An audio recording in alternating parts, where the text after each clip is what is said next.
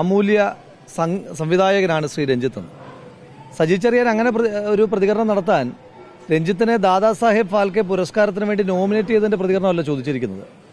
രഞ്ജിത്തിനെതിരായിട്ട് രഞ്ജിത്തിൻ്റെ സഹപ്രവർത്തകയായിരുന്ന ഒരു നടി ലൈംഗിക അതിക്രമം എന്ന ഗുരുതരമായൊരു കുറ്റകൃത്യത്തെപ്പറ്റി ആരോപണം ഉന്നയിക്കുമ്പോൾ രഞ്ജിത്ത് ഇന്ത്യ കണ്ട മഹാനായ സംവിധായകനാണോ അല്ലയോ എന്നുള്ളതിന് അവിടെ എന്ത് പ്രസക്തിയാണുള്ളത്?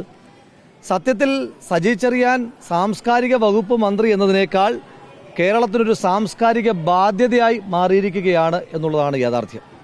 കഴിഞ്ഞ കുറേ ദിവസങ്ങളായി കേരളത്തിലെ മുഖ്യമന്ത്രി അടക്കമുള്ള മന്ത്രിമാർ ക്യാബിനറ്റ് മിനിസ്റ്റർമാർ എന്നതിനപ്പുറം പവർ ഗ്രൂപ്പിൻ്റെ മിനിസ്റ്റർമാരായിട്ട് മാറുന്നൊരു കാഴ്ച നമ്മൾ കണ്ടതാണ്, വനിതാ മന്ത്രിമാരടക്കം.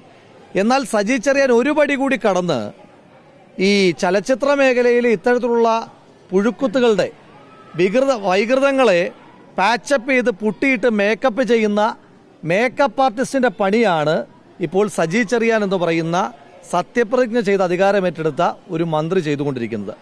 ഒരു തരത്തിലും ഇത് അനുവദിക്കാൻ കഴിയില്ല. മന്ത്രി തന്നെ കൺക്ലൂസീവായി പറയുകയാണ് പരാതി കിട്ടിയാൽ മാത്രമേ കേസെടുക്കത്തുള്ളൂ. അത് പറയാൻ സാംസ്കാരിക വകുപ്പ് മന്ത്രിക്ക് എന്ത് അവകാശമാണുള്ളത്? ഇത് അന്വേഷണ ഉദ്യോഗസ്ഥന്മാർക്ക് മുകളിലേക്ക് സാംസ്കാരിക വകുപ്പ് മന്ത്രി ഒരു വാക്കാലുള്ള ഡയറക്ഷൻ കൊടുക്കുകയല്ലേ? ഇതൊരു തരത്തിലും അംഗീകരിക്കുവാൻ കഴിയുകയല്ല.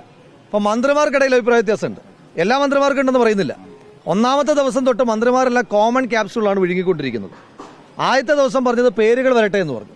പേരുകളൊന്നൊഴിയാതെ CPM നേതാക്കന്മാരുടെ പേരുകൾ, രഞ്ജിത്ത് അടക്കമുള്ള ആളുകളുടെ പേര്, ആത്മാ പ്രസിഡന്റ് KB ഗണേഷ് കുമാർ അടക്കമുള്ള ആളുകളുടെ പേര് പുറത്തേക്ക് വരുമ്പോൾ ഇപ്പോഴത്തെ നിലപാടെന്താ? പരാതി കിട്ടട്ടെ എന്ന്. ഇനി പരാതി കിട്ടിയാൽ അടുത്ത ക്യാപ്സ്യൂളുമായിട്ട് ഇവർ വരും. ഇതിന് വിഭിന്നമായി സംസാരിച്ച ഏക വ്യക്തി KN ബാലഗോപാല. അദ്ദേഹം നിയമം അറിയുന്ന ഒരാളല്ലേ. KN ബാലഗോപാൽ പറഞ്ഞിട്ടുണ്ടല്ലോ, ഇതിനകത്ത് പരാതിയില്ലാതെ തന്നെ കേസെടുക്കാം. അത് എത്രയോ ലളിതകുമാരി കേസുമായി ബന്ധപ്പെട്ട് ആധുനിക ഭാരതീയ ന്യായ സംഹിതയുടെ അടിസ്ഥാനത്തിലൊക്കെ നമ്മൾ നിരന്തരമായി നിയമത്തിൻ്റെ ഓരോ പരിധികളും പറഞ്ഞു കൊടുക്കുകയാണ്. ഈ വകുപ്പ് പ്രകാരം കേസെടുക്കാം. എന്നാൽ സംസ്ഥാന സർക്കാർ എന്താ ചെയ്യുന്നത്? സംസ്ഥാന സർക്കാർ നിയമത്തിൻ്റെ തലനാഴിഴ കീറി പരിശോധിക്കുകയാണ്. എന്തിനു വേണ്ടിയിട്ട്? ഏതെങ്കിലും അതിജീവിതയെ സംരക്ഷിക്കുവാൻ വേണ്ടിയിട്ടല്ല, വേട്ടക്കാരന് സുരക്ഷ ഉറപ്പാക്കുവാൻ വേണ്ടിയിട്ട്.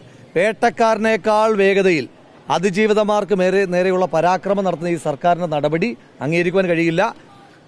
978 ബാച്ച്, സാധാരണ ഈ ബാച്ചൊക്കെ പറയുന്നത് IAS ഉദ്യോഗസ്ഥന്മാരൊക്കെ ആയിരുന്നു. 978 ബാച്ച് SFIക്കാരനായാലും കൊള്ളാം, 96 ബാച്ച് SFIക്കാരനായാലും കൊള്ളാം. എന്തായാലും SFI പണി തുടർന്നോളൂ. ചലച്ചിത്ര അക്കാദമി ചെയർമാൻ സ്ഥാനം രഞ്ജിത്ത് രാജിവെക്കണം. അതിൻ്റെ പ്രക്ഷോഭങ്ങളുമായി യൂത്ത് കോൺഗ്രസ് മുന്നോട്ട് പോവുകയാണ്. മന്ത്രി ഈ സജി ചെറിയാൻ, ഞാൻ പറഞ്ഞല്ലോ, അയാളൊരു കേരളത്തിൻ്റെ സാംസ്കാരിക വകുപ്പ് മന്ത്രിയാണെന്ന് പറയുന്നത് ഇത്രയും സാംസ്കാരികമായ ഔന്നത്യമുള്ളൊരു നാട് തന്നെ അപമാനമാണ്. അത് ആ പാർട്ടിയാണ് തീരുമാനിക്കേണ്ടത്. സത്യപ്രതിജ്ഞ ലംഘനം നിരന്തരമായി നടത്തിക്കൊണ്ടിരിക്കുന്ന, ഭരണഘടനാപരമായി സത്യപ്രതിജ്ഞ ചെയ്തതാണെന്ന് അയാളെ പറ്റി പറയാൻ കഴിയുമോ? ഭരണഘടനയെ പറ്റിയിട്ട് തന്നെയുള്ള അയാളുടെ സമീപനം എന്താണെന്ന് നമുക്ക് അറിയുന്നതല്ലേ. അപ്പോൾ ഇതുപോലെയുള്ള ക്രിമിനൽസിൻ്റെയും കൾപ്രിറ്റ്സിൻ്റെയും അഡ്വക്കേറ്റ്സായി മാറിയിരിക്കുന്ന മന്ത്രിസഭയിലെ ഓരോ അംഗങ്ങളും, ഇവരൊക്കെ നാടിന് അപമാനമാണ്. അത് രാജിവെക്കണമോ പുറത്താക്കണമോ എന്നൊക്കെ അവർ തന്നെ തീരുമാനിക്കട്ടെ. ഇപ്പം രഞ്ജിത്തിനോടുള്ള താല്പര്യം എന്താ? രഞ്ജിത്ത് പാർട്ടിയുടെ കവചത്തിനകത്ത് നിൽക്കല്ലേ. രഞ്ജിത്തിൻ്റെ അസിസ്റ്റന്റ് ആരാ? സംവിധായകൻ രഞ്ജിത്തിന്റെ അസിസ്റ്റന്റ് ഡയറക്ടർ ആരാ? അസിസ്റ്റന്റ് ഡയറക്ടർ എന്ന് പറയുന്നത് CPMന്റെ പാർട്ടി സെക്രട്ടറിയായ ശ്രീ MV ഗോവിന്ദന്റെ മകനാണ് രഞ്ജിത്തിന്റെ അസിസ്റ്റന്റ് ഡയറക്ടർ. അപ്പോൾ രഞ്ജിത്തിന് കിട്ടുന്ന പരിരക്ഷയും പ്രിവിലേജും ഒക്കെ ഞാൻ എടുത്തു പറയേണ്ട കാര്യമില്ലല്ലോ. അപ്പോൾ ഇതിനകത്ത് വലിയൊരു നെക്സസ് ഉണ്ട്. ഇപ്പോൾ 21 പേജ് മാത്രമേ, 21 പാരഗ്രാഫ് മാത്രമേ പുറത്തുവിടാതിരിക്കേണ്ട കാര്യമുള്ളൂ എന്ന് വിവരാവകാശ കമ്മീഷൻ പറഞ്ഞിട്ടും 129 പാരഗ്രാഫ് പുറത്തുവിടാതിരിക്കുന്ന സംസ്ഥാന സർക്കാരിന്റെ താല്പര്യം എന്താണെന്ന് ചോദിച്ചാൽ, സിനിമാ മേഖലയിലെ പവർ ബ്ലോക്കിൽപ്പെട്ട ഇതുപോലെയുള്ള രഞ്ജിത്തുമാരെ, ഇതുപോലെയുള്ള സഖാക്കന്മാരെ സംരക്ഷിക്കാൻ വേണ്ടിയിട്ടാണ്. ഈ വിഷയത്തിനകത്ത് രഞ്ജിത്തിനെ സംരക്ഷിക്കുന്നതിനകത്ത് MV ഗോവിന്ദന്റെ പങ്ക് പുറത്തു വരണ്ടേ? രഞ്ജിത്തിന്റെ പണി പോയാൽ ആരുടെ പണിയാണ് പോകുന്നത്? രഞ്ജിത്തിന്റെ ക്രെഡിബിലിറ്റി പോയാൽ ഗോവിന്ദൻ മാഷ്ട മകന്റെ പണിയാണ് പോകുന്നത്. അപ്പോൾ ഇതെല്ലാം ഒരു വലിയ നെക്സസ് ആണ്. അപ്പോൾ ഇത് പുറത്തു വരേണ്ടതായിട്ടുണ്ട്. ഹേമ കമ്മിറ്റി റിപ്പോർട്ടിന് പുറത്ത് കേസുകൾ എടുക്കേണ്ടതായിട്ടുണ്ട്. ഞങ്ങൾ ഈ വിഷയം വിടാൻ ഉദ്ദേശിക്കുന്നില്ല. തുടർ സമരങ്ങളുമായിട്ട് മുന്നോട്ട് പോകും.